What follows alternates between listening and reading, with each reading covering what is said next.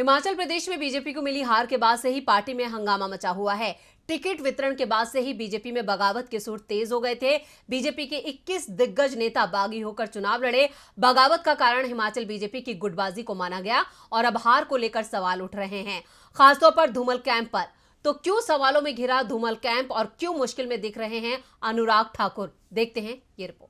हिमाचल प्रदेश भी बीजेपी के हाथ से निकल गया है। विधानसभा चुनाव में कांग्रेस ने बीजेपी को करारी शिकस्त दी। राज्य की 68 सीटों में से बीजेपी सिर्फ 25 सीट ही जीत पाई, जबकि कांग्रेस ने 40 सीट जीतकर राज्य में सरकार बना ली। इसके बाद से राज्य में बीजेपी की गुटबाजी खुलकर सामने आ गई है। बीजेपी के राष्ट्रीय अध्यक्ष नड्डा और पूर्व सीएम जयराम ठाकुर कैंप के नेता हार के लिए प्रेम कुमार धूमल और उनके बेटे केंद्रीय मंत्री अनुराग ठाकुर को ही जिम्मेदार ठहरा रहे हैं।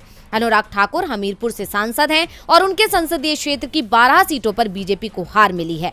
अनुराग ठाकुर के गृह जिले हमीरपुर में तो बीजेपी खाता तक नहीं खोल पाई। जिले की 5 में से 4 सीटों पर कांग्रेस और 1 पर निर्दलीय उम्मीदवार चुनाव जीत गया। इसके बाद से ही सोशल मीडिया से लेकर बीजेपी नेता तक चुनाव में अनुराग ठाकुर की भूमिका पर सवाल उठा रहे हैं। दावा कर रहे हैं कि अनुराग ठाकुर कैंप से जुड़े लोगों ने ही पार्टी को कमजोर किया, जिसके चलते पार्टी सत्ता में आने से चूक गई। अनुराग ठाकुर पर पार्टी के अंदर हो रहे हमले के बाद अब उनके पिता प्रेम कुमार धूमल बचाव में आ गए हैं।